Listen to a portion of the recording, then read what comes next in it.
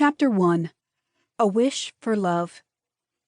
Waset, 1371 BC. Temehu threw a coy grin at yet another of the noble sons who approached her mother, who was seated in their family's courtyard.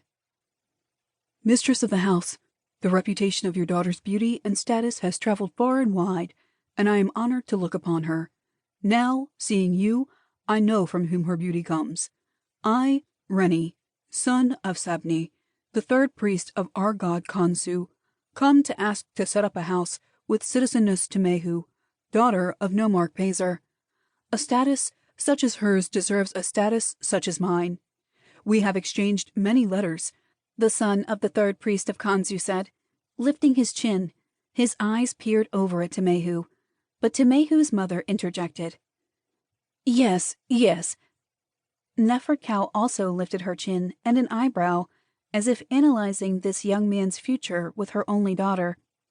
"But how will you show her you love her?"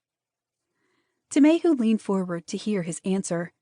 She had received responses to all the letters she sent out to find a suitable husband when she became the age to marry last year.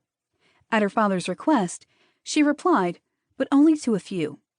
She wanted to marry her childhood friend, but he was betrothed to another now. After somewhat accepting that loss, a handful of candidates had piqued her interest, but some brave souls, without any further response from her, came to her mother anyway to ask to set up a house.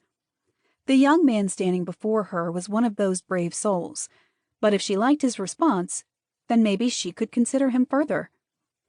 "I will work hard and provide an estate for her to run and food for the table," the young man responded while beaming.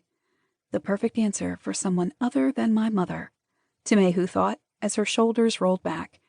Pass on this one too. "That is very noble and very honorable for you to do." Nefertcow gave a polite smile and motioned toward her head steward, Ippy.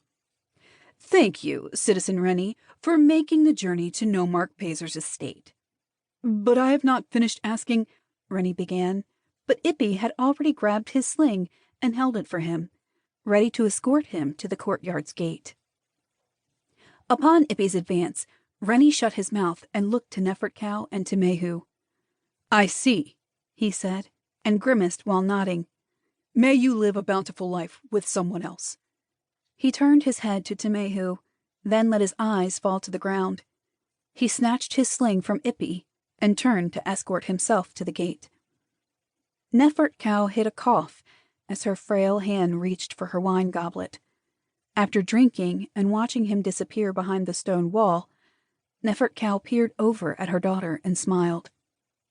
There was a dimness in her eyes and a weakness in her step these days.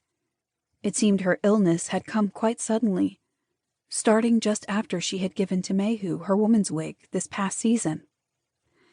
The physician priests at the temple had come and said her life might be shortened, as they had seen this sickness, but knew not how to treat it. They thought her body may have been plagued by an angry spirit, for they knew of Nefertcow's goodness, and thought a transgression or punishment of the gods could not be likely. They recited incantations and hymns, but her sickness only grew worse. In the end, they gave her honey drops made with herbs to soothe her cough, and encouraged her and Temehu's father to finalize preparations for her entombing and afterlife with Amun-Ra. Temehu scooted her chair closer to her mother's and held her hand. "I do not want you to go to Ra, Mother." She leaned her head against the high chair back and turned to face Nefertcow. "I need you here for many reasons." Nefertcow licked her lip in response, as if wanting to say something, but refrained. Instead, she looked to the courtyard garden and lifted a hand to shield her eyes from the slight breeze. "I do not want to leave you either, Temehu," she finally said, and let out a shallow breath and a cough. She grabbed her rib cage as the coughing became more violent. When the fit ended, she pulled another dried honey herb drop from the pouch on her belt and put it in her mouth. Temehu had closed her eyes and dropped her head, knowing there was nothing she could do for her mother except endure with her when her sickness raged.